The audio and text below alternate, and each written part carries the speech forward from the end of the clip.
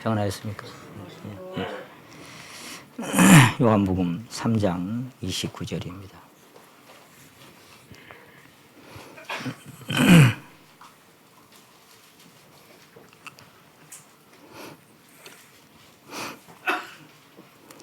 (29절로) (30절까지) 말씀을 제가 읽겠습니다.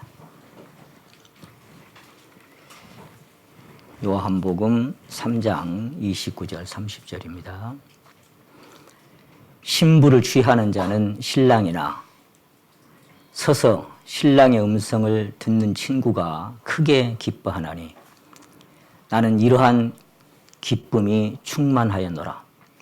그는 흥하여야 하겠고 나는 쇠하여야 하리라. 아멘. 이 짤막한 말씀으로 오늘은 빈자리라는 그런 주제를 가지고 함께 말씀을 나누도록 하겠습니다.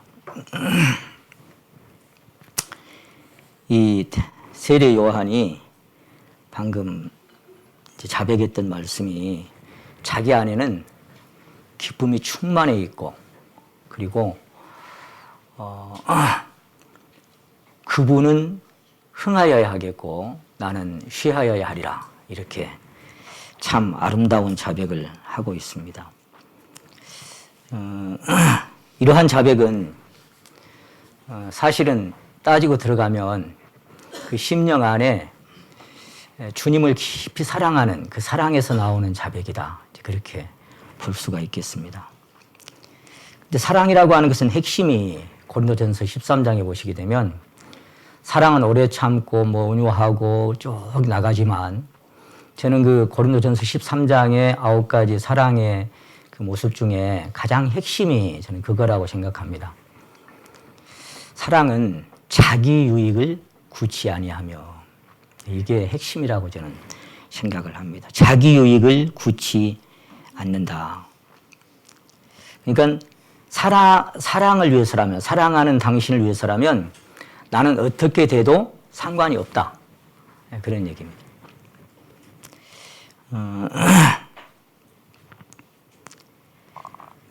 당신이 흥해지고 커질 수만 있다면 나는 쇠해가고 나는 약해져가고 죽어져가도 괜찮다. 상관없다. 그게 사랑의 핵심입니다. 그래서 이제 그리스도의 사랑, 그 정신을 이어받은 사람들, 그 심장이 가슴에 뛰고 있는 사람들은 사도 바울은 고린도전서 10장 24절에서 너희가 한번 따라해 보십니다. 남의 유익을 구하고, 누구의 유익을? 그러니까 고린도전서 13장의 핵심이 뭐냐면 자기의 유익을 구치 않고 그러는데 누구든지 자기의 유익을 구하지 말고 남의 유익을 구하라.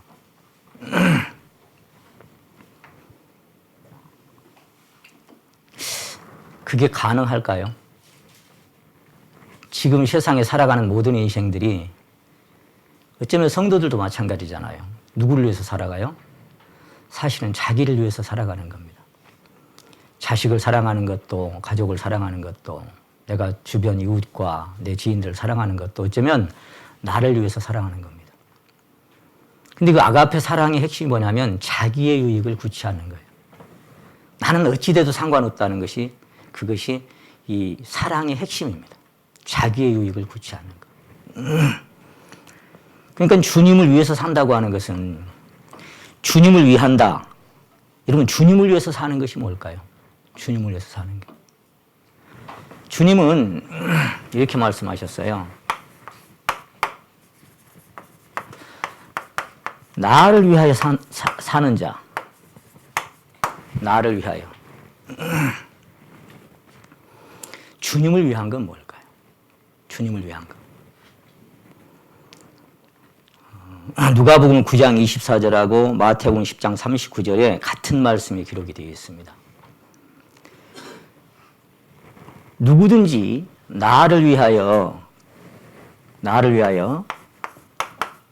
자기 목숨을 버리면 그랬어요. 버리면 이렇게 말씀하셨는데 버리면이라 이 말씀이 다른 말로는 이렇게 기록되어 있습니다. 똑같은 말씀이겠지만 이르면 이렇게 되어 있어요. 여러분, 이 위하여라고 하는 이 주님을 위하여 산다고 하는 것은 자기가 막 사는 게 아니라 주님을 위하여 자기 목숨을 버려가고 자기 목숨을 잃어가는 것이 주님을 위하여 사는 것이다. 이렇게 성경은 기록하고 있습니다. 내가 잃어진다는 것, 내가 버려진다는 것, 이게 십자가고 주님의 십자가 연합된 사실을 우리가 하루하루 인정하고 받아들이고 그 안에 거하는 겁니다. 십자가에 거하는 삶. 주님을 위하여 산다고 하는 것. 사도 바울은 그래서 여기를 잡으시고 고린도후서 4장 말씀 한번 찾아보십니다.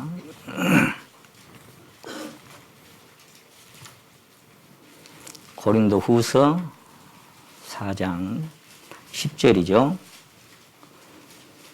여러분 익히 잘 아시는 말씀들이지만 10절 보시면 우리가 며칠마다 항상 예수 죽인 것을 몸에 짊어짐은 예수의 생명도 우리 몸에 나타나게 하려 함이라.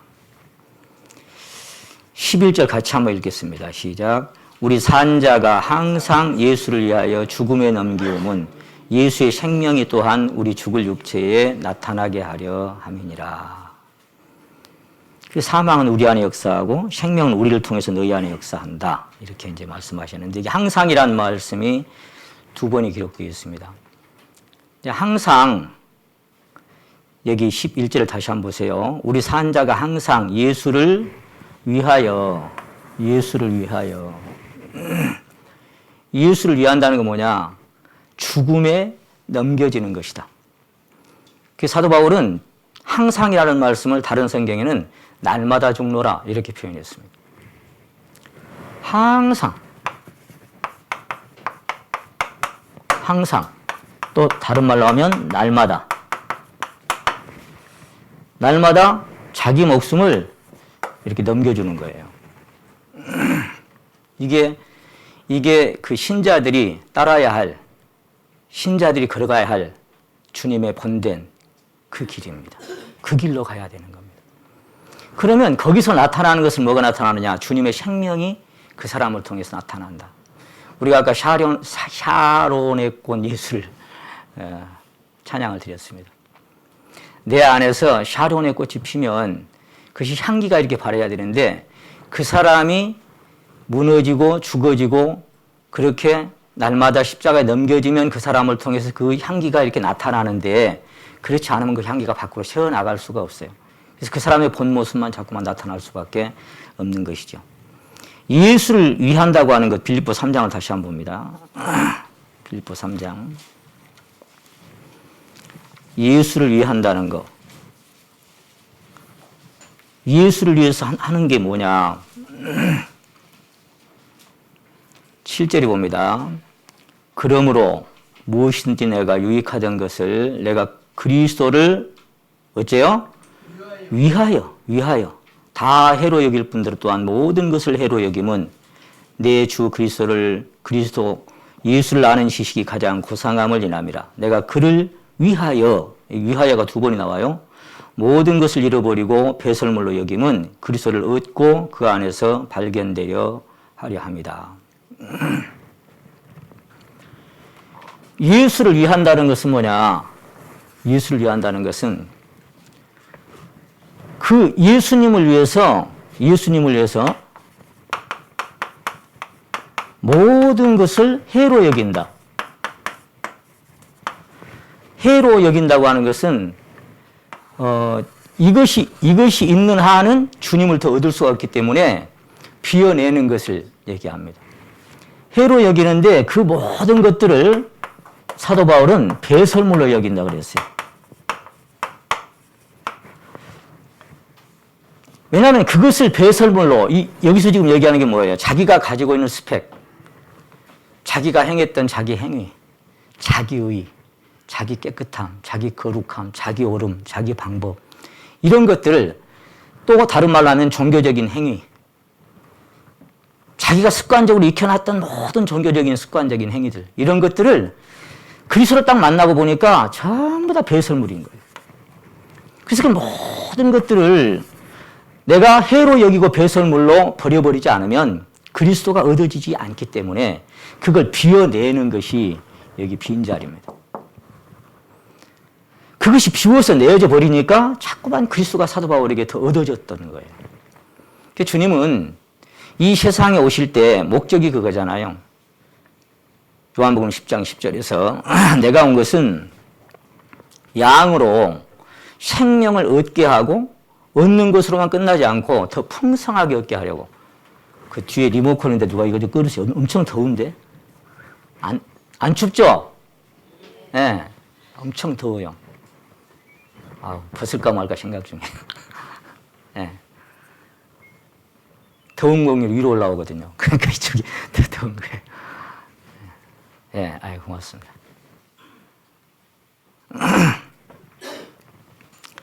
그래서 그 모든 것들을 자꾸만 비워낼 때, 내 것이 비워질 때 주님의 것으로 계속해서 채워지는 겁니다.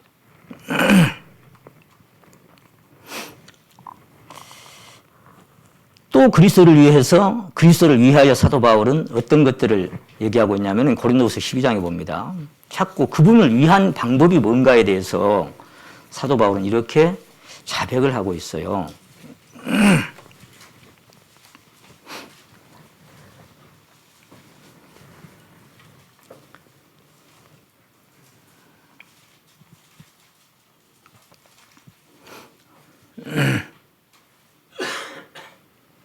자, 거기 그냥 잘 아시니까 10절만 보십니다. 그러므로 내가 누구를 위하여? 그리스도를 위하여 약한 것들과 능욕과 궁핍과 핍박과 곤란을 기뻐하노니 이는 내가 약할 그때에 곧 강함이니라. 아멘. 그리스도를 위한다는 게 뭘까? 사도 바울은 내가 그리스도를 위하여 막 뭘 열심히 한다 그런 얘기를 지금 하고 있는 게 아니에요. 그리스도를 위하여 모든 것들을 자꾸만 잃어버리고 배설물로 여기고 그리스도를 위하여 날마다 자기는 자꾸 죽어버리고 그리고 여기 보니까 그리스도를 위하여 약한 것들 능욕과 궁핍과 핍박과 곤란한 일들 이런 거 당한 것들이 참 기쁘다. 그게 참 기쁠 것도 되게 없지. 그런 걸 기뻐한대요.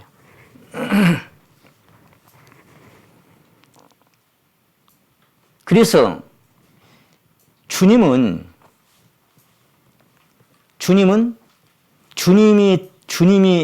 그 안에 임재하셔서 거하고 싶은 곳이 있는데 사도 바울이 자백했던 것처럼 이렇게 약하고 모든 것이 이루어지고 날마다 자기가 부인되어지고 포기되어지는 그런 자리를 주님은 찾고 계셔요. 여러분 안에서, 제 안에서. 그런 자리를 찾아서 주님은 가시고 싶어 하는 거예요. 그리고 거기서 계속해서 생명이 얻어지고 더 풍성히 얻어질 수 있도록. 그럼 어째요? 나는 날마다 죽어지고 날마다 그게 넘겨지면 주님은 날마다 내 안에서 더 풍성해지고 더 커지는 겁니다. 내가 날마다 쉬어져 가고 날마다 이뤄져 가면 사도 바울 간증처럼 우리의 속은 날마다 새로워지는 겁니다. 그 사랑이 자꾸만 그 넓이와 길이와 높이와 깊이가 커지고 더 깊이 다가와서 내 가슴 저 깊은 곳을 주님의 사랑이 자꾸만 이렇게 건드리는 겁니다. 거기를 이 주님의 사랑으로 터치되고 채워질 때마다 눈물 흘리지 않을 수가 없고 감동하지 않을 수가 없는 그 사랑이 계속 밀려오는 겁니다. 어쩔 때?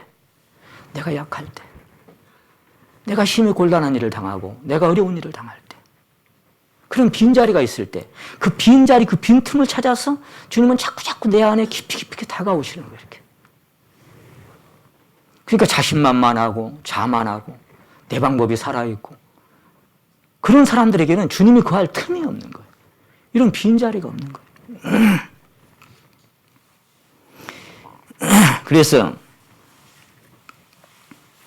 제가 여기다 한번 정리를 한번 해봤어요. 이 주님이 거할 수 있는 자리가 어디냐면은 사도 바울의 그 간증처럼 약한 자리입니다. 그리고 또 무슨 자리가 되겠어요? 부족한 자리가 되겠죠. 그리고 다른 말로 하면 주님 말씀하신 것처럼 가난한 자리예요. 마음이 가난한 자는 복이 있나니. 또 뭐라고 말씀하셨어요? 애통하는 자리예요. 그리고 또 어떤 자리예요? 의에 줄이고 목마른 자리. 이런 자리입니다. 또 다른 말로 하면 낮은 자리고, 또 이건 이제 어떤 자리겠어요? 물이 낮은 곳으로만 흐르지요. 겸비한 자리고, 그리고 시련을 받고 있는 자리고, 고난당하고 있는 자리입니다. 그리고 이 자리는 주님처럼 외로움이 있는 자리고, 그리고 여기는 상처가 있는 자리고, 또 아픔이 있는 자리. 이런 자리. 그래서 아픔이 있으니까 어째요? 눈물이 있는 자리고, 그리고 고통이 있는 자리입니다. 그래서 이 자리는 다른 말로 하면 저는 자리. 무비보셋처럼, 야곱처럼. 무비보셋은 두 다리가 다 절뚝이기 때문에 남의 이렇게 부축을 안 받고는 제대로 뭘 하겠어요? 두 다리가 다 절어버리네. 지난번에 나는 무비보셋 얘기를 하고 나니까 간증 때 우리 박 장로님이 하신 말씀이, 아이고, 한 다리나 성하면 한 다리 갖고 뭐 해보려고 그랬더니 알고 보니까 내가 두 다리 다 저는 자리네. 다 저는 사람이네. 그때 내가 아멘 했어요. 그런 간증들이 마음에 이렇게 안 잊혀져요. 그 심령에서 이렇게 비춤을 받아서 내 자신을 발견한 그런 간증들은 가슴에 남아서 안 잊혀져. 아, 한 다리나 상하면 한 다리를 어떻게 해보려고 했는데 알고 보니까 두 다리가 다 절뚝이네요. 아, 아멘입니다. 내가 그랬어요. 그런 자리입니다. 저는 자리가 되니까 또 어떤 자리라고 말씀을 드리고 싶냐면 흔들리는 자리예요. 이 자리가. 흔들리는 자리. 흔들리니까 어째요, 이제? 때로는 낭망이 되고, 때로는 낙심도 돼요. 때로는 근심도 되고, 때로는 걱정도 몰려와요. 때로는 믿음도 없는 것 같아. 이런 자리가 어떤 자리냐면, 이 빈 자리예요, 빈 자리. 하나님이 찾으시는 빈 자리. 그래서 사도 바울은 이런 모든 것들을 다 겪어봤어요. 전부 다 겪어봤어요. 다 겪으면서 약한 자리도 가봤고, 부족한 자리, 가난한 자리, 애통하는 자리, 줄이고 목마른 자리, 의에 줄이고 말입니다. 낮은 자리, 겸비한 자리, 시련과 고난이 있는 자리, 눈물과 고통이 있고, 나는 절 수밖에 없고, 환도뼈를 맞아버렸으니 하나님께 평생을 절어요. 평생을. 그 꽤 많고 약삭 바른 야곱도 하나님께 한 방 얻어맞으니까 평생을. 근데 제가 지난번에 말씀드린 것처럼 그 선택의 주권에서 제가 말씀드린 것처럼 이런 것들을 하나님께서 왜 주실까요? 왜? 딱 이유는 하나예요. 그게 징계가 됐건 연단이 됐건 간에 이유는 하나예요. 사랑하는 사람에게 이걸 줘요. 그리고 그 사랑을 받은 사람이 주님을 위하여 이런 자리에 가요. 이런 자리 안 가니까 하나님은 사단의 가시를 줘서 육체의 가시고 사단의 사자를 줘서 일부러 이 자리에 가게 만들어버려. 그 사랑하는 바울을. 그 사랑하는 야곱을. 일부러 이 자리를 가게 해. 이런 자리 가기까지 지난번 제가 수양회 때 말씀드렸죠. 모세는 몇 년 걸렸어요? 40년이 걸렸어요. 이런 자리 가기까지 40년이 걸렸어요. 이 빈자리에 오기까지. 야곱은 몇 년 걸렸어요? 130년, 140년이 걸렸어요. 이 자리에 오기까지. 하루아침에 가는 게 아니에요. 그래서 인생은 다 누구나 약하고 부족한 부분이 있기 마련입니다. 강한 것 같지만 때로는 흔들리고 넘어질 때도 있습니다. 여러분은 모르겠어요. 한 번도 안 흔들리고 안 넘어져 봤습니까? 잘한 것 같지만 때로는 실수하고 실패합니다. 겸손하고 온유한 것 같지만 때로는 상처를 주기도 하고 다른 사람의 마음에 상처를 남기기도 합니다. 그런 게 인생입니다. 사랑이 많은 것 같지만 사실은 욕심과 탐욕의 사람들이 우리네 인생입니다. 믿음으로 산다고 하지만 때로는 근심하고 고민하고 걱정할 때도 있는 겁니다. 더군다나 하나님이 하게 하는 근심은 진짜 좋은 근심이에요. 고린도후서 7장에 나오는 하나님이 하게 하는 근심. 세상 근심이 아니고. 여러분, 하나님이 하게 하는 근심은 자꾸만 우리를 이 자리로 가게 하려고 하나님이 하게 하는 근심을 주셔요. 뭘 만들려고 우리 안에? 이 자리를 만드시려고. 이 자리를 만드셔놔야 거기에 주님이 좌정하실 수가 있어요. 그러므로 사람은 나 자신까지도 신뢰할 것도 바라볼 것도 기대할 것도 없는 한심한 존재들인 것을 알아야만 합니다. 그러한 자신을 발견하지 못한 자들이, 그런 자들에게 일찍이 파스칼은 이렇게 얘기했어요. 만일 자신이 얼마나 오만하고 야심과 욕심에 차 있고 결함투성이며 비참하고 불의한가를 깨닫지 못한다면 그는 눈먼 사람이다. 자신의 그런 모습을 발견하지 못하는 인생은 아직까지 눈먼 인생이에요. 참 자기의 모습을 발견한 사람, 내가 어떤 존재인가를 발견한 사람은 그 누구에게도 손가락질할 수 없습니다. 들었던 돌을 다 내려놓고 가만히 돌아서 도망갑니다. 아무에게도 돌을 들 수가 없으니까요. 내가 그런 자리에 가본 사람은 그래요. 돌을 내려놓고 도망갑니다. 제가 어느 날 그때 여장년인가 어디 참석해가지고 간증을 듣다가 저는 이렇게 성도들이 간증하면 이렇게 받아 적기를 좋아합니다. 모두에 하면서도 이렇게 성도들이 간증을 이렇게 받아서 적어요. 적어놔서 나중에 읽어보면 그 마음이 이렇게 전달이 되는 것 같아서. 근데 한 자매님이 간증을 시작하기도 전에 눈물을 막 흘리시더라고요. 자기 차례가 됐는데. 그리고는 이런 간증을 했어요.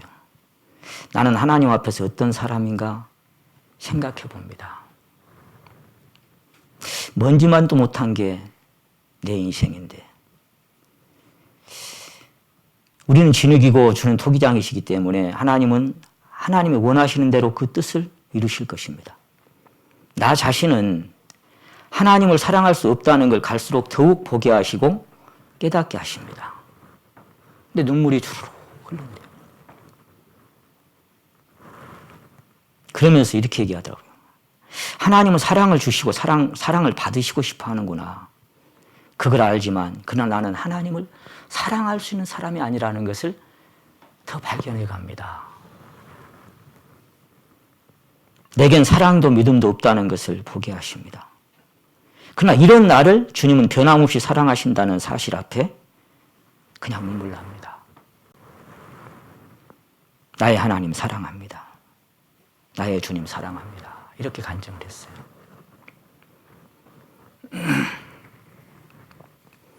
저는 이러한 간증을 들을 때마다 참 가슴에서 제 그 심령에 계신 주님의 영 안에서 깊이 화답되는 것을 느낍니다.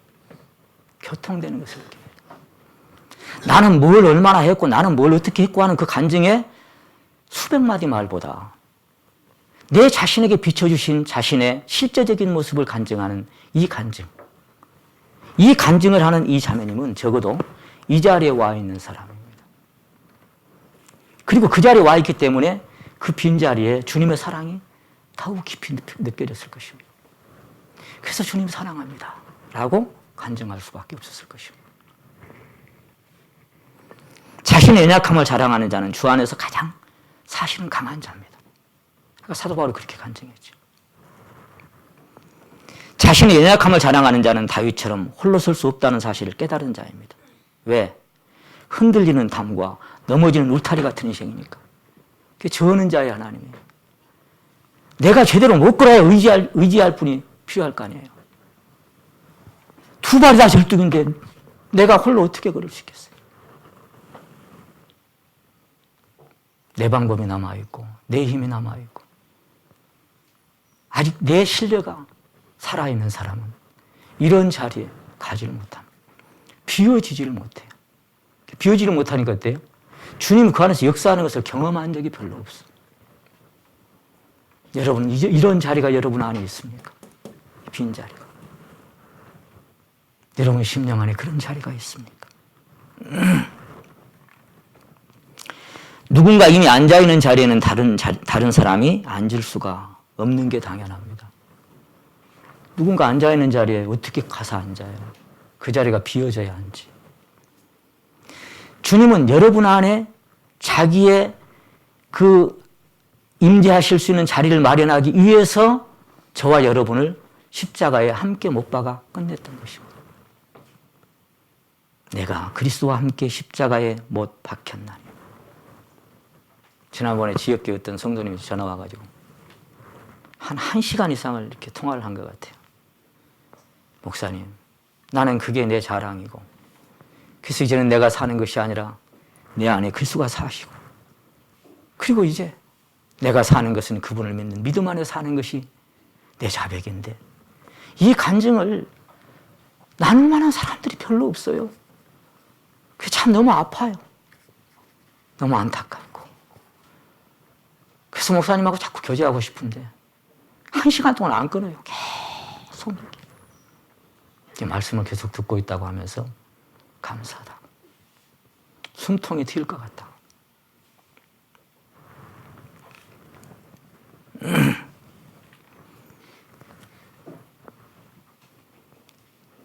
만일 다른 일을 함께 하려면 자기를 비워서 빈자리가 되게 해야 않습니다. 그래서 우리 안에 좌정하시려고 내가 앉아있던 타락한 내 자존과 내 자신이 앉아있던 그 자리를 십자가에서 끝낸 것. 그리고 그 자리에 빈자리를 만드시고 우리 안에 찾아오셔서 녹화하고 계십니다. 지금도 더 깊은 곳으로 좌정하기 위해서 자꾸만 녹화하고 계십니다.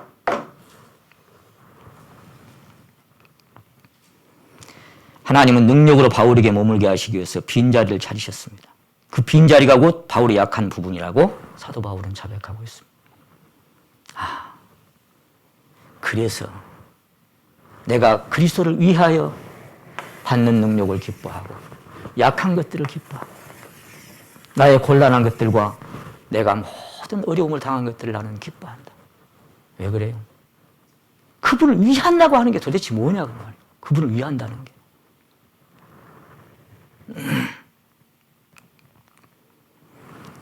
네가 강하니까 내가 네 안에 못 사니까 내가 네 안에 살기 위해서 너를 이런 자리로 내가 끌고 가야 되겠다.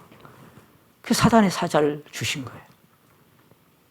너를 약하게 만들어야 내가 네 안에서 강해질 수 있기 때문에 내가 네 안에 내 자리를 만들기 위해서 너를 내가 약한 자리로 끌어내린다. 그거 아니야? 그게 아프고 힘들고 때로는 싫고 거부하고 싶지만 사도 바울은 그 얻어지는 그리스도가 얼마나 존귀하다는 사실을 깨닫고는 나는 그것이 너무 기쁘다고 자백하고 있습니다. 그 생명, 그 사랑을 얻을 수만 있다면 사도 바울이 나는 기쁘다. 지금 세례 요한의 간증이 뭐예요? 그래서 그는 내 안에서 흥해져야 하겠고 나는 쇠해가는 것이야.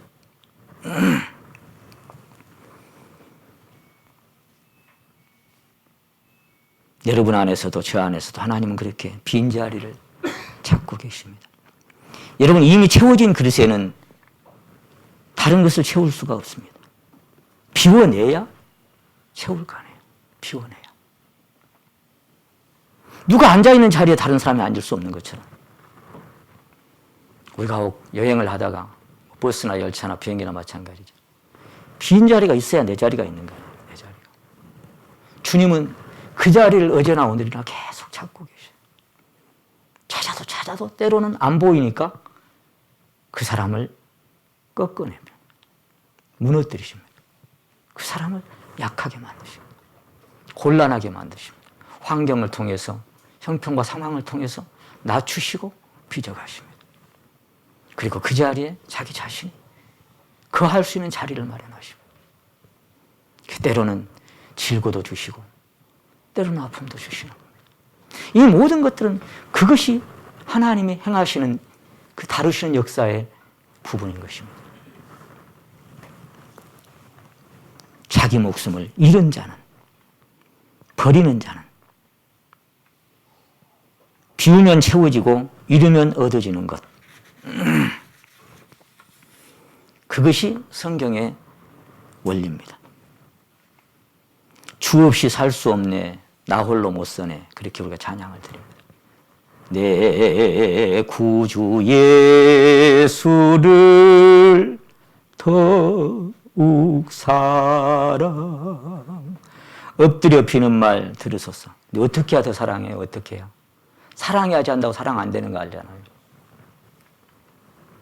누가복음 7장에서 많이 탕감받은 자는 많이 사랑한다. 그것만 정답이에요. 사랑받은 일이 적은 자는 적게 사랑한다. 내가 어떠한 존재인지를 더 깊이 발견하면 발견할수록 아까 그 자매님의 간증처럼 그런 나 같은 것을 그래도 내치지 아니하시고 사랑하시는 그 사랑이 날마다 더 커지고 더 깊어질 수밖에 없는 것입니다. 그게 당연한 것입니다.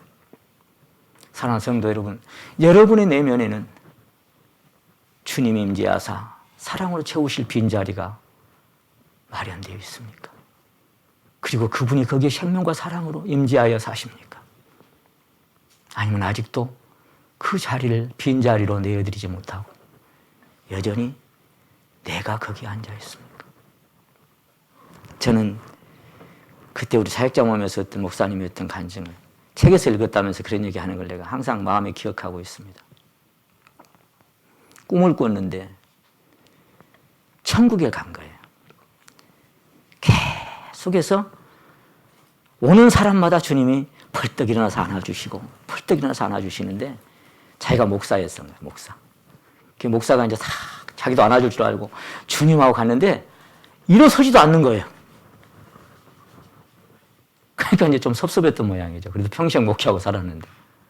아니 주님, 왜 다른 사람은 다 일어나서 안아주시는데 왜 저는 안아주시질 않아요? 그러니까 내가 일어나면 네가 앉아버릴 것 같아서 내가 못 일어나겠다. 그러더라는 거예요. 자, 그 꿈을 꾸고 그 목사가 완전히 변화됐다는 거 아니에요. 아, 그렇구나. 내가 앉으려고 했던 자리, 내가 버티는 자리가 어디였던지, 내가 정말 주님을 나의 왕, 나의 주, 나의 하나님으로 모시고 나는 그 발등상 앞에 엎드려 살고 있는지, 아니면 아직도 내가 왕이고 내가 주인이고 내 안에 그분이 임재하실 수 있는 빈자리가 내게 마련되어 있는지.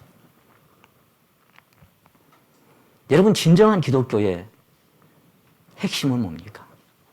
주님이 우리를 구속하시고 그리고 그분을 내 안에 영접하고 그리고 영접한 그분과 함께 남은 여생을 그분을 따라 사는 겁니다. 그분과 함께 동역하고 그분과 함께 거하는 겁니다.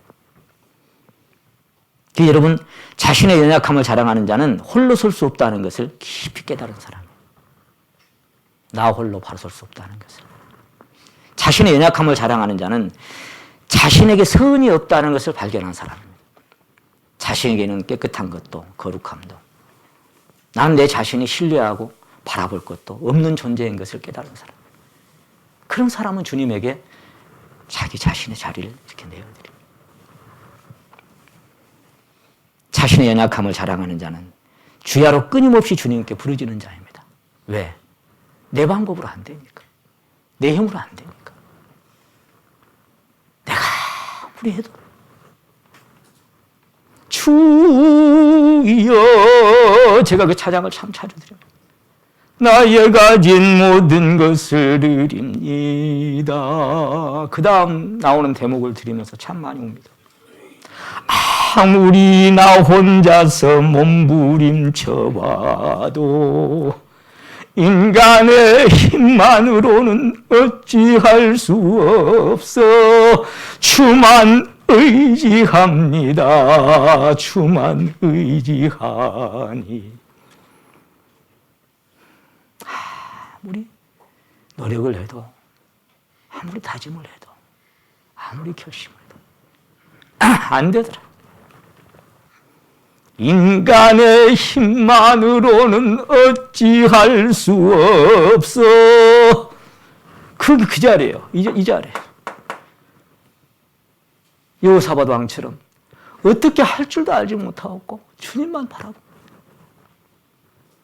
어떻게 할 줄 알면 뭐하러 앙망해요. 맡기라 아무리 해도 내 방법, 내 꾀가 남아있는데 어떻게 맡겨. 맡기고 싶어 맡긴 게 아니고 맡길 수밖에 없으니까 맡겨지는 거예요. 주만 의지합니다. 주만 의지하. 주님, 내가 머리를 굴려도 내가 힘을 써도 안 되네요. 그래서 자신의 연약함을 자랑하는 자는 주야로 주님께 부르짖는 자입니다. 자신의 연약함을 자랑하는 자는 자기 방법을 끝내는 자입니다. 두 손 두 발 다 들고 천부여 의지 없어서 손 들고 옵니다. 주 나를 박대하시면 나 어디 가리까? 주님, 두 손 두 발 다 들고 하나님께 항복하고, 하나님 나를 내치시면 나는 이런 자가 뭘 하겠습니까? 어차피 주님은 나를 떠나서 너희가 아무것도 못한다고 하셨는데, 어차피 주님은 자기가 집을 세우지 아니하시면 세운 자의 수고도 아무것도 소용없고, 하나님이 지켜주지 않으려면 불어버리면 다 끝나는 거예요. 성을 지키려고 아무리 해도 하나님이 끝냈다 그러면 다 뺏기는 겁니다. 죽이기도 하시고 살리기도 하시고 음부에 내리기도 하시고 올리기도 하시고 가난하게도 하시고 부하게도 하시고 낮추기도 하시고 높이기도 하시는데 그분 손 안에 다 있는데, 그분 손에서 모든 것이 조율되는데 내가 뭘 어떻게 하겠습니까? 그게 다윗이 간증하는 거예요. 내가 잠잠하고 입을 열지 아니하오면 주께서 이를 행하신 연군입니다. 나 뭐라고 할 말 없습니다. 왜? 주님이 그렇게 행하시니까. 주님이 그렇게 행하시니까. 왜? 이 자리를 만들려고.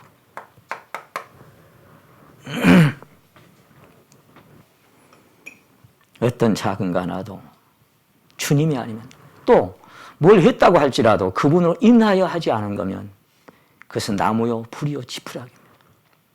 그분으로 인하여 진행된 것만 금이나 은이나 보석이 되는 겁니다. 그분 앞에 갈 때.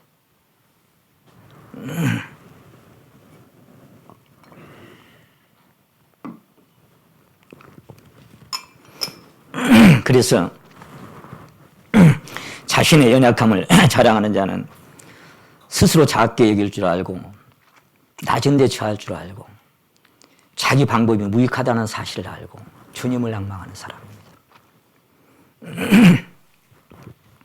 자신이 이런 자리 가보면 아까 말씀드린 것처럼 아무에게도 도를 들 수 없는 인생인 것을 발견합니다. 다 나보다 나았게 여겨집니다. 존경하지 말래도 존경이 갑니다. 다 나보다 나아요. 다 나보다는 나아요. 나보다 못한 사람 한 사람도 없어요. 그런 자리에 가면 그렇게 여겨지는 거예요. 그렇게 하라고 아무리 가르쳐도, 아무리 말씀 암송하고 해도 내가 내 자신이 이런 자리에 안 가보면 그렇게 안 됩니다. 겉으로는 존경할지 모르지만 내면에서는 판단할 수 있습니다. 이런 자리에 간 사람.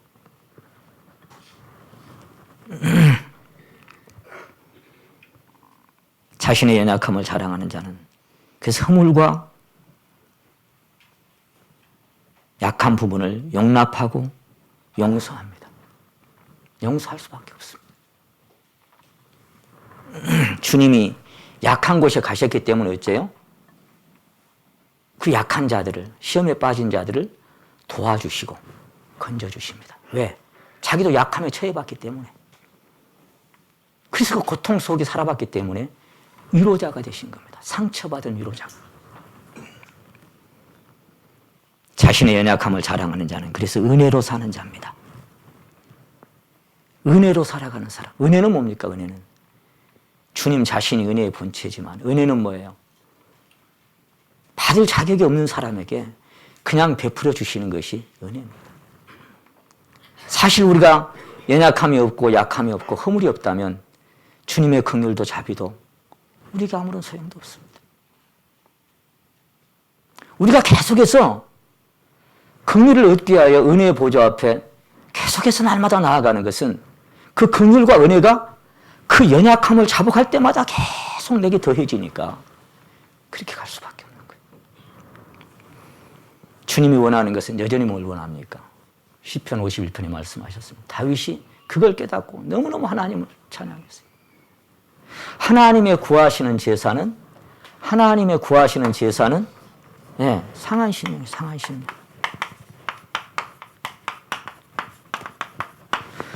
하나님의 구하시는 제사는 상한 심령이에요. 왜? 이런 자리가 이 빈 자리가 되는 거예요. 이 자리에 거하셔.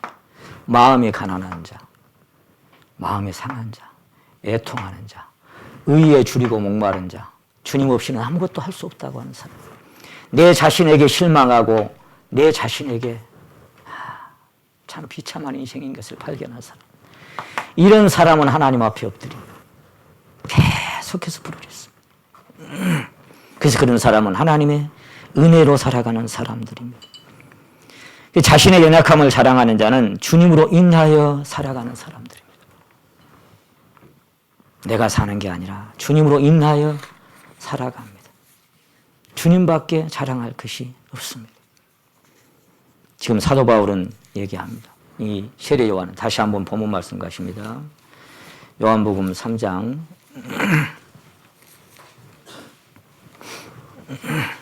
29절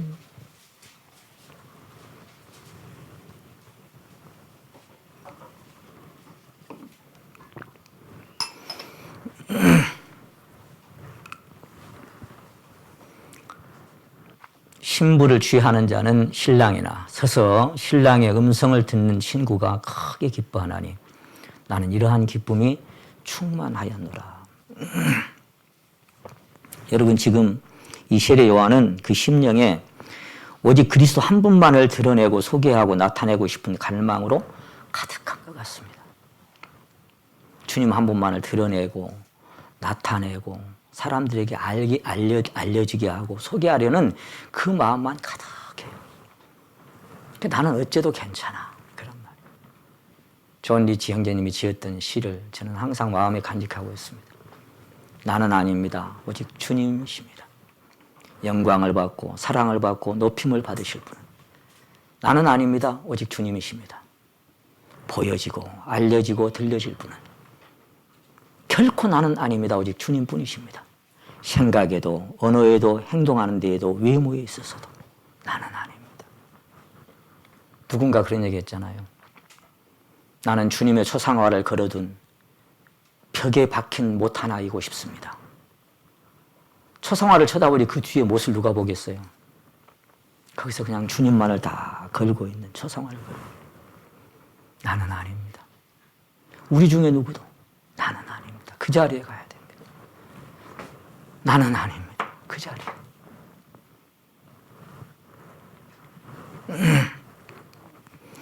주님 한 분만을 드러내고 소개하고 사람들에게 알려지게 하고 나타내고 싶은 그런 갈망으로 충만한 게 이 세례 요한입니다. 그는 자신이 소개하는 그리스도가 얼마나 놀라운 분인지를 잘 알고 있었습니다. 그래서 얘기합니다. 나는 너에게 물로 세례를 주지만 내 뒤에 오시는 분은 나보다 큰 분이 오신다. 근데 그분은 오시면 성령으로 세례를 주실 거야. 나는 사실 그분의 신발끈 만져드리기에도 감당치 못할 그런 분이 오셔. 요한아, 침례를 베풀어라. 그럴 때 내가 당신에게 침례를 받 어떻게 내가 감히 이렇게 하나님의 의를 이루느니라. 떨리는 손으로 예수님의 머리 위에 손을 올렸습니다. 그리고는 물속에 잠겼다가 올라오는 순간 성령께서 비둘기처럼 예수님의 머리에 임하시는 것을 그는 쳐다봤습니다. 그러면 사람들이 얘기합니다. 나도 그분이 누군지 몰랐어요. 나도 그분이 누군지 몰랐는데. 왜? 평범하니까. 고운 모양도 없고 풍채도 없고 우리의 보기에 흠모할 만한 아름다운 것도 없으니까. 목수의 아들로 있던 그분이 그분인 줄 누가 알았겠어요. 나도 그분이 누군지 몰랐어. 근데 하나님이 내게 말씀하셨어. 위로부터 성령이 비둘기처럼 임하거든. 그가 바로 메시아인 줄 알아라. 그가 그인 줄 알아라. 그래서 그때부터 세례요한은 그냥 회개하라. 천국에 갖고 왔느라 그렇게 외쳤습니다. 주님이 천국일 수도 있고 실제로 임한 그 나라가 천국일 수도 있습니다. 회개하라. 천국이 가까웠느니라. 그러면서 그는 그 주님을 요한복음 1장 29절에서 증거합니다. 보라, 세상 죄를 지고 가는 하나님의 어린 양이로다. 보라, 그분이다.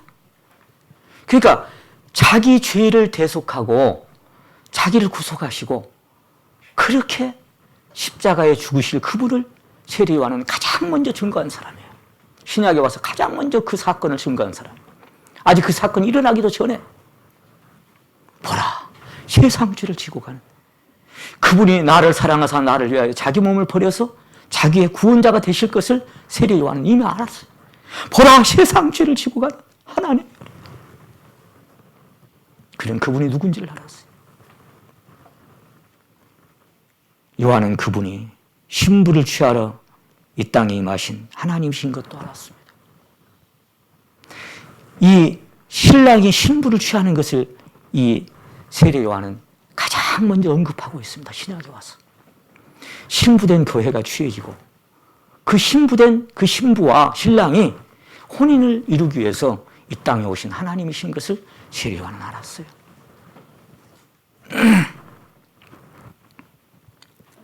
그래서 신부를 취하는 자는 신랑이나 옆에서 그것을 지켜보는 친구가 기쁨이 충만하다. 아, 맞았구나. 내가 소개하는 그분이 바로 그분이구나. 그것이 이루어질 것을 앞에 이루어질 것을 이렇게 먼저 보고 그걸 막 기뻐하는 거예요.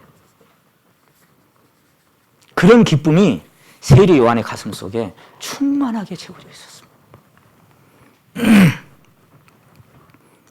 그리스도 그가 누구인지, 그분이 어떤 분인지, 그분의 사랑이 어떤 사랑인지, 그분의 희생이 얼마나 숭고한 희생인지, 그분이 어떤 고통의 십자가를 지고 가셔야 하는지, 그 십자가가 무엇을 의미하는지 세례 요한은 잘 알고 있었어요.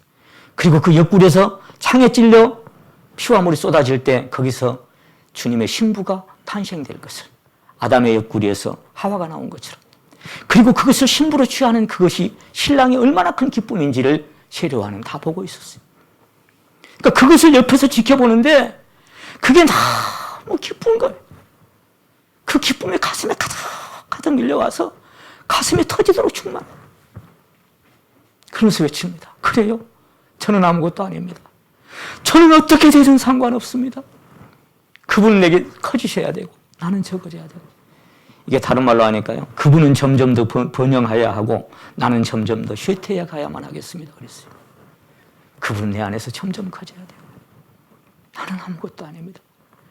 나는 그분을 소개하는 그 자체만으로도 이 땅에 태어난 큰 영광, 그런 영광을 세례 요한은 보고 있었던 것입니다. 그분의 사랑이 어떠한 사랑인지.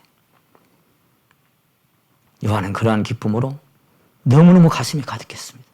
그는 어쩌면 마음에 각오하고 있었는지도 모릅니다.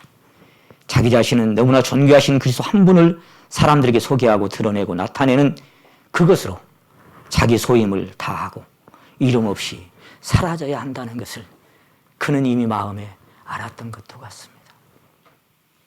그래서 그는 얘기한 겁니다. 그는 흥하여야 하겠고 나는 쉬하여야 하리라. 그런 얘기 있잖아요. 중매쟁이가 신랑보다 잘생기면 안 된다고. 중매쟁이가 신랑보다 잘나면 안 되는 거예요. 우리는 다 주님을 소개하는 중매쟁이입니다. 그 아름다운 덕을 선전하게 하려고 우리 부르셨습니다. 누가 자기를 자랑하고 자기를 소개하겠습니까? 우리 전도인 형제들 여기 설 때마다 다 주님 한 분을 자랑하고, 또 저와 여러분도 누구를 만나든 주님 한 분만을 자랑하는 그 삶을 우리는 오늘 살고 있는 겁니다. 마음에 각오하고 있었을 겁니다. 그래, 나는 그분 한 분을 소개하는 것으로 나의 소임을 마치고 조용히 사라져야지. 사람들의 시선이 내게로 오면 안 돼. 그래서 초상화를 걸어둔 뒤에 벽에 박힌 못 한 개이면 그것으로 족한 겁니다. 하늘의 밀은 가을 들녘에 황금빛으로 출렁일 때는 별로 가치가 없습니다. 그것은 어둡고 칙칙한 땅속에 묻혀서 사람들에게 이름 없이 밟혀가는 것이 미랄이고, 그것이 겨울나무가 가는 마지막 단계. 그것이 우리가 걸어야 할 길일 것입니다. 그는 흥하여야 하겠고 나는 쉬하여야 하리라. 시리와는 그토록 충만했던 기쁨은 과연 영원할 수 있었을까요? 주님은 말씀하셨습니다. 너희가 신랑과 함께 있을 때는 금식할 수 없으나 신랑을 빼앗길 날이 온다. 그럼 그때는 금식하리라. 그 기쁨이 영원한 것이었을까요? 그 3장 24절에 한번 보십니다. 24절만 같이 한번 읽겠습니다. 24절 시작. 요한이 아직 옥에 갇히지 아니하였더라. 이런 상태니까 하나만 충만했어요. 뭐만? 기쁨만. 그 주님을 나타내는, 그 자랑하는 그 주님만 내게 소중했던 겁니다. 아직 요한이 옥에 갇히지 아니하였더라. 여러분, 저와 여러분도 형편과 상황이 힘들어지고 어려워지지 않으면 내가 믿음 있는 줄로, 내 믿음의 사람인 줄로 착각할 때도 있습니다. 나 여러분, 요한처럼 그 큰 기쁨도, 충만했던 기쁨도 옥에 갇히면 그 쓸쓸한 옥에 외롭게 홀로 갇혀서 고통스러운 시간을 보내게 되면 바람이 불어보면 닻의 깊이도 드러나고 나무의 뿌리의 깊이도 그때 드러나게 되어 있어요.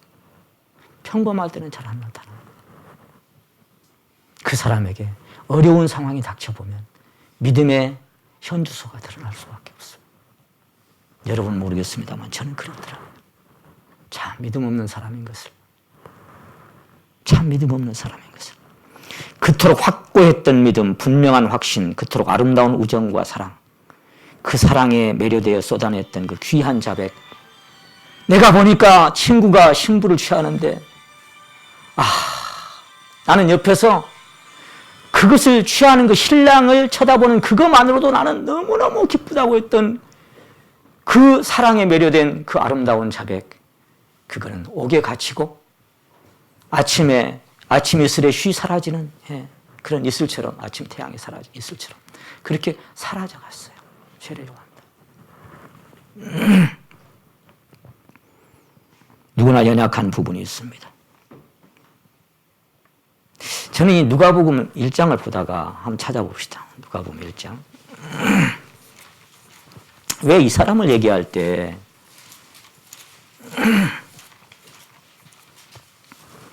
누가복음 1장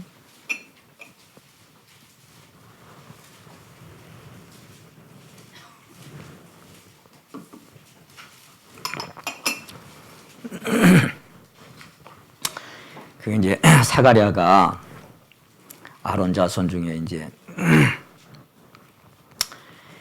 이 결례를 쫓아 이제 성전 안에 들어갔잖아요. 8절에 보면 마침내 사가랴가 그 반열의 차례대로 제사장의 직무를 하나님 앞에 행할세 제사장의 전례를 따라 제비를 뽑아 주의 성소에 들어가 분향하고 모든 백성은 그 분향하는 시간에 밖에 기도하더니 주의 사자가 저에게 나타나 향단 우편에 선지라. 사가랴가 보고 놀라며 무서워하니 천사가 일러 가로되 사가랴여 무서워 말라. 너는 너의 간구함이 들린지라. 네 아내 엘리사벳이 네게 아들을 낳아주리니 그 이름을 요한이라 하라. 너도 기뻐하고 즐거워할 것이요 많은 사람도 그의 남을 기뻐하리니 이는 저가 주 앞에 큰 자가 되며 포도주나 독주를 마시지 아니하며 모태로부터 어째서요? 성령의 충만함을 입어 이스라엘 자손을 주 곧 저희 하나님께로 많이 돌아오게 하겠음이니라. 제가 보고 싶었던 게 17절입니다. 저가 또 누구의 심령요? 엘리야의 심령과 능력으로 주의 앞서 가서 아비의 마음을 자식에게로 거스리는 자를 의인의 슬기에 돌아오게 하고 주를 위하여 세운 백성을 예비하리라. 사가랴가 천사에게 이르되 내가 이것을 어떻게 알리요? 내가 늙고 아내도 나이 많으니이다. 천사가 대답하여 가로되 나는 하나님 앞에 섰는 가브리엘이라. 이 좋은 소식을 전하여 네게 말하라고 보내심을 입었노라. 보라 일이 되는 날까지 내가 벙어리가 될 것이다. 왜 세례 요한에게 엘리야의 심령이라고 말씀하셨을까요? 엘리야의 심령. 엘리야가 바알 신들을 섬기는 그 나라의 그 아왕과 그 많은 이단 무리들한테 홀로 싸운 것처럼 막 그렇게 했잖아요. 막 담대히 외쳤습니다. 내가 기도하지 않으면 3년 동안 비가 안 올 거야. 얼마나 믿음의 사람입니까? 그리고는 그 갈멜산에서 바알 선자 400인, 뭔 선자 400인, 800명 이상 되는 선자들과 800대 1로 대결을 벌였잖아요. 얼마나 용감했어요, 막. 야, 부르짖어봐. 너희 신, 혹시 점심 먹으러 나갔는가? 혹시 낮잠 자는가? 왜 대답이 없는 거야? 그러니까 막 칼로 막 상하면서 난리를 치는 대답 없었죠. 이제 내가 해볼게. 하나님 살아계신 거 보여줄게. 물 갖다가 부어, 번제물에다가. 또 갖다가 부어, 또 갖다가 부어. 물이 철철 흐르는데 딱 하늘에서 불이 내려와서 그 물과 고기를 다 핥아버렸죠. 그 불이. 한번 여러분 이런 모습들이 실제적으로 그 현장에 내가 있었다고 생각해 보세요. 그거는 정말 와 얼마나 가슴 터질 듯한 그런 영광이 그 자리에 빛났겠습니까? 다 도망갔네. 막 가서 다 쳐 죽여라. 난리 났죠. 예? 피비린내 나는 진짜 엄청난 사람들을 죽였어요. 그 3년 동안이나 그리 시냇가에서 까마귀를 통해서 떡과 고기를 물어다가 주면서 계속 하나님의 은혜를 받고 살았던 그가 3년 동안 그의 기도로 비가 안 내렸던 그가 또 7번째 손바닥만한 작은 구름에서 떠나갈 듯이 비가 쏟아졌던 그 능력을 경험했던 그가 그 위대한 승리 뒤에 이세벨이가 소식을 전합니다. 가서 전해라. 이놈 자식 너는 반드시 내가 죽여버린다. 반드시 너는 끝내버린다. 그 소리 한마디에 겁이 확 질렸죠. 왜 세례 요한을 엘리야의 심정이라고 얘기했을까요? 바알이 하나님은 그를 택하고 여호와가 하나님은 그를 택해라. 언제까지 중간에 서서 못하려고 막 큰 소리 쳤죠. 세례 요한 회개하라 독사의 새끼들아. 누가 너를 가르쳐 장차올 진노를 피하게 하더냐. 회개하라 독사의 새끼들아 하고 막 외쳤습니다. 똑같이 백성들한테 외치는 엘리야의 심정이 요한의 심정이고 세례 요한의 심정이 엘리야의 심정. 근데 엘리야가 그 여자의 그 말 한마디에 겁을 딱 먹고 모든 것 다 뒤로 하고 식음을 전폐한 채 저 삭막한 광야를 하루 종일 걸어갑니다. 로뎀나무 밑에 가서 하나님 충분합니다. 나를 죽여주십시오. 이제 다 끝냈습니다. 더 이상 살고 싶지가 않습니다. 자, 세례 요한은 지금 어떻습니까? 아직 옥에 갇히기 전이라. 그 기쁨만 충만했어요. 근데 헤롯이 첩을 취한 것을 동생의 아내의 첩을 취한 것을 그걸 책망하다가 옥에 갇혔죠. 옥에 갇히기 전에는 아름다운 우정과 사랑과 그 사랑에 매료된 자백이 절로 나왔던 그 세례 요한. 막상 옥에 갇혀 힘들고 괴로운 시간들이 엄습해 오니까 그도 흔들리기 시작했습니다. 누구나 다 흔들립니다. 사도 바울이 하나님의 사도된 우리를 죽여볼란갑다 그렇게 생각했죠. 마음의 사형 선고를 받았다 그랬죠. 그 사람도 그렇게 생각할 때가 있었어요. 내가 애통하는 마음과 많은 눈물로 내가 이 글을 쓰고 있다. 모두가 다 나를 떠나버리고 나와 함께한 자가 한 사람도 없다. 내가 요즘 너무 춥다. 겨울은 가까웠는데 그 겉옷 한 벌 좀 빨리 나 그 하나밖에 없어야. 그 겨울나무에 그 길로 갔던 바울 사도의 길처럼 세례 요한도 옥에 갇혔어. 그리고는 그 충만했던 기쁨도 점점 사그라져 가고 고통만 밀려옵니다. 마태복음 11장을 찾겠습니다. 이게 엘리야의 심령이에요. 마태복음 11장. 예수께서 12 제자에게 명하시기를 마치시고 이에 저희에게 동리에서 가르치시며 전도하시려고 거기를 떠나가시니라. 2절, 11장 2절. 요한이 옥에서 그리스도의 하신 일을 듣고 제자들을 보내어 3절을 같이 읽겠습니다. 시작. 예수께 여짜오되 오실 그이가 당신이 오니까 우리가 다른 일을 기다려오리이까. 참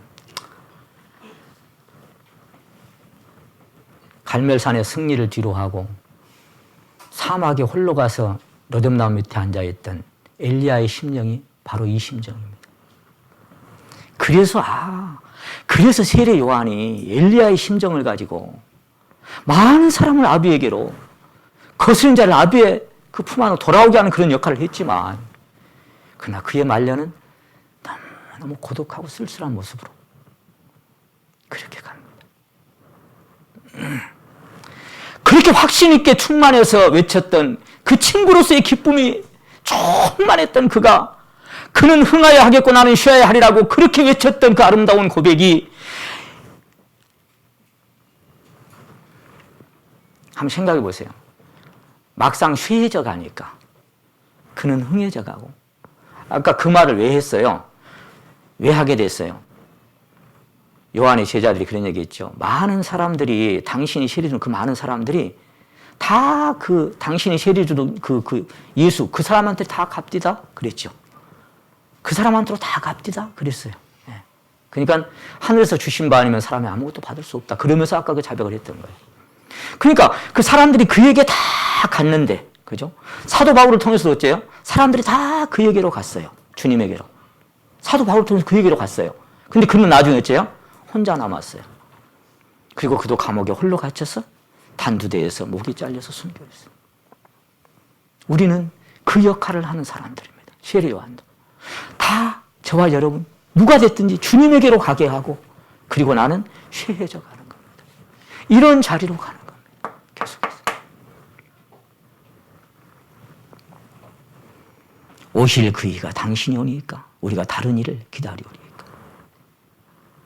그때 주님 말씀하신 거예요. 죽은 자가 살아나고 이제 내가 메시아라는 것을 말씀을 하시면서 6절을 같이 한번 읽어보겠습니다. 시작. 누구든지 나를 인하여 실족하지 아니하는 자는 복이 있도다 하시니라. 그러니까 지금 무슨 얘기예요? 아이고 이 녀석 봐라 이거. 너 많이 힘들구나.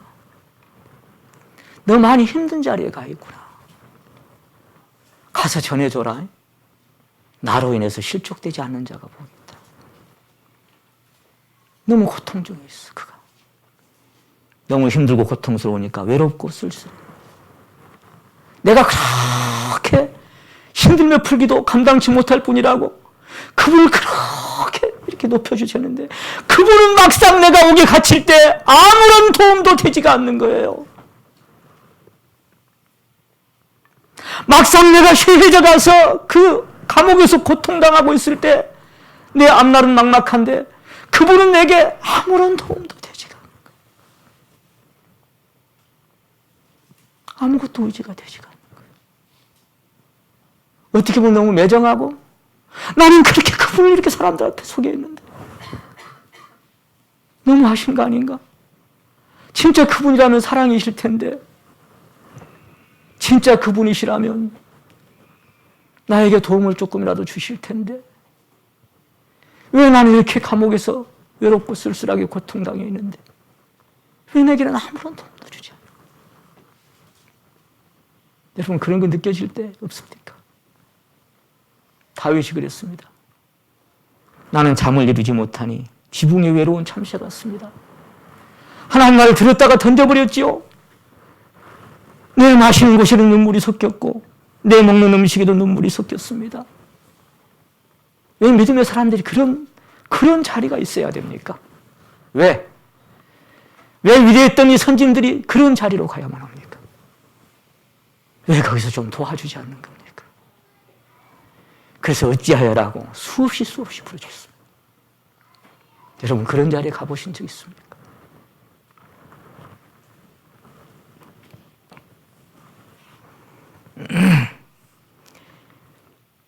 사랑하는 성도 여러분, 그 어머니 모태로부터 성령이 충만했고 태어나서 그토록 담대하게 외치던 그는 흔들릴 때가 있었습니다. 저와 여러분도 시련의 바람이, 고난의 바람이 불어올 때 흔들릴 수도 있습니다. 너무 낭망하지 마십시오. 우리는 흔들릴 수밖에 없는 인생들입니다. 주님을 태운 배도 때로는 풍랑이 흔들렸습니다. 주님께 뿌리를 내리고 닻을 내린 성도들의 삶도 때로는 불어오는 바람에 흔들립니다. 누군가 얘기했던 것처럼 흔들리는 가지는 부러지지 않습니다. 괜찮습니다. 여러분 주님 나무라지 않습니다. 우리의 연약함을 체휼하지 아니한 자가 아니요 다 아십니다. 나의 믿음 없음도 나의 연약함도 나의 형편없음도 주님이 아십니다. 그냥 주님께 기대십시오.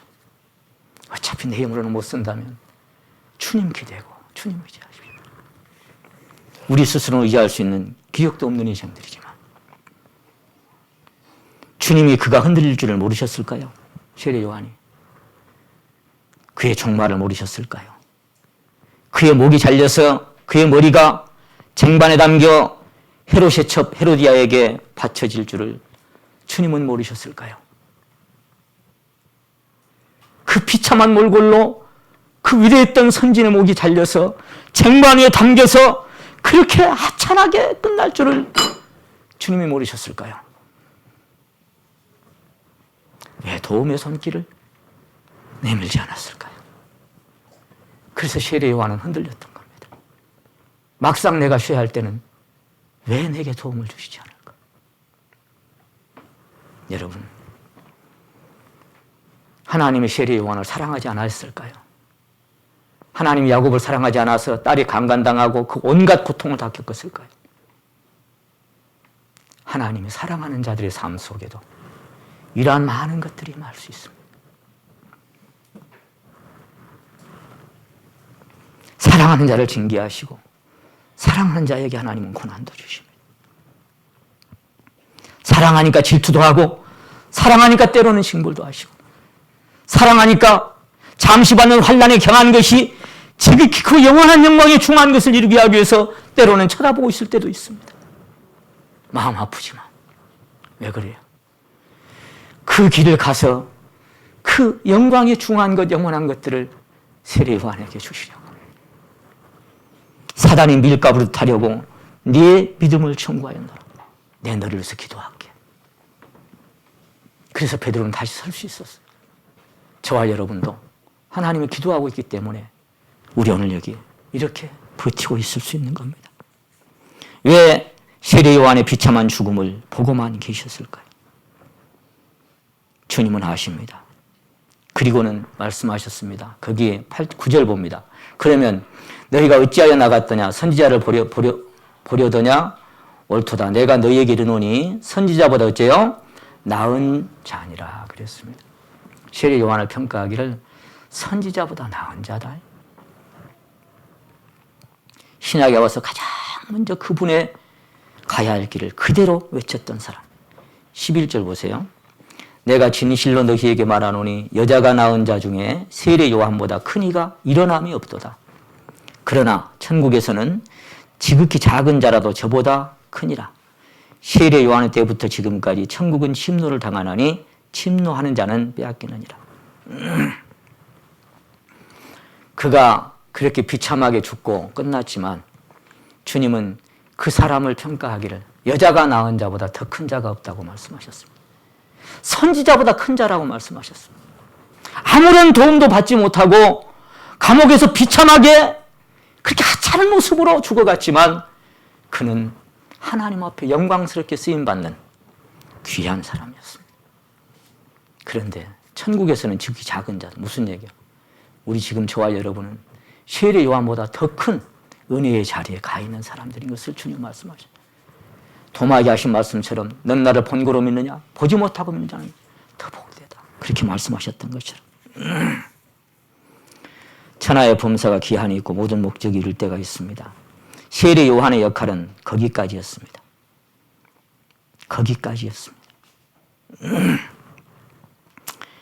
시간이 많이 돼서 다 말씀 못 드리겠습니다만 어쨌거나 주님은 어제도 오늘도 사람들의 마음에 이렇게 녹화하시면서 빈자리를 계속 찾고 계시는데요. 오직 주님으로만 채울 수 있는 빈자리를 그 자리를 계속 찾아보고 계십니다. 저는 그런 생각이 들었어요. 인류 역사는 어쩌면 빈자리를 채워가시다가 그게 딱 채워지면 끝나는 것이 인류 역사구나 그런 생각을 했어요. 왜냐하면 요한복음 4장에 혼인집에 빈 항아리가 있었잖아요.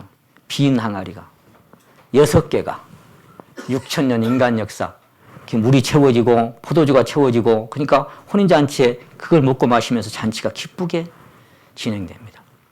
물은 생수의 근원 되신 주님이시고 포도주도 주님의 보혈과 성령을 뜻합니다.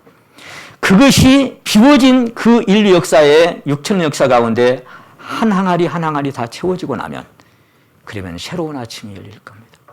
그 아침이 열리는 그날이 우리 앞에 너무나 다가오고 있습니다. 우리가 아까 찬양 드렸습니다. 오랫동안 고대하던 천년 왕국이 이를 때 주의 신부 공중으로 들려 올라가겠네.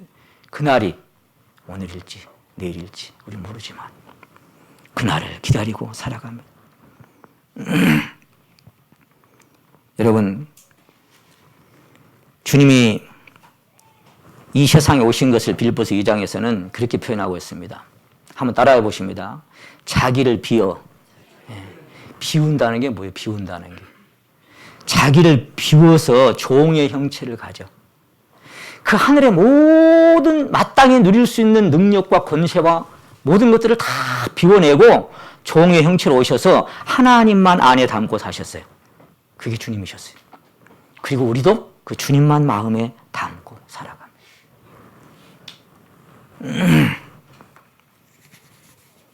우리가 이제 3월 마지막 주부터 4월 한 달간 전도 집회를 준비를 하고 있습니다. 아직 이방인의 때가 끝나지 않았다면 세상에는 그래도 조금이라도 인생의 덧없음을 고뇌하고 허전해하고 외로워하는 그런 마음들이 어딘가에 있을 겁니다. 주께서 찾으시는 빈 마음이 어딘가에 있을 겁니다. 시간상 안 찾고 말씀을 드립니다. 엘리사 시대 때 열왕기하 4장에 보면은 그 집안에 기름 한 병밖에 없는 그 여자에게 엘리사는 얘기합니다. 밖에 나가서 빈 그릇을 빌려와라. 빈 그릇을. 이웃에게 다니면서 빈 그릇을 빌려오는데 조금만 빌려오지 말고 많이 빌려와라.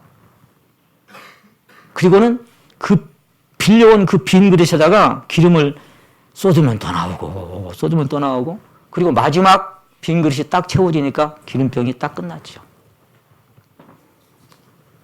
여러분, 이 인류 역사는 비어진 곳을 채워가는 하나님의 역사입니다. 계속해서 채워지고 마지막 그릇이 딱 채워지면 인류 역사는 딱 끝납니다. 이방인의 충만한 수가 아직은 차지 않았기 때문에 주님 아직 기다리고 계십니다. 우리도 이번에 누구인지 모르지만 힘들어하고 상처받고 쓸쓸해하고 그런 영혼들이 있을 겁니다. 그래서 누가복음 14장에 너희는 밖에 나가서 소경들과 병신들과 다리 저는 자들과 가난한 자들을 데려오라 그랬죠. 그런 사람들 듣든지 아니 듣든지 우리 3월 말부터 매주 일주일에 한 번만 가면 된다. 그렇게 노크 좀 해서.